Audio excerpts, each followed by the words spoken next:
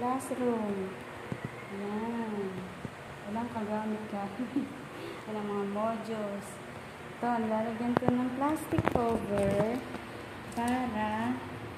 para hindi masira agad yung tawag dyan. Hindi, para hindi agad mabakbak. Isang araw lang yan, bakbak lahat yan.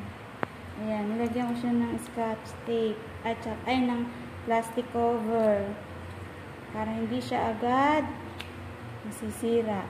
Diba? Ito. Ayan, isang row pa lalagyan ko. Itong row 2, lagyan ko na siya.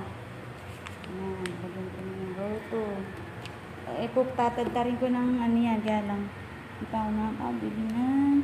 Kulang pa nga ang thumbtacks. Ayan, yung row 1, meron na rin. Kompleto na rin. Lalagyan ko na lang siya ng thumbtacks. Ayan.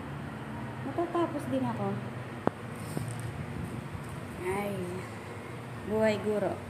Pasokan na bukas.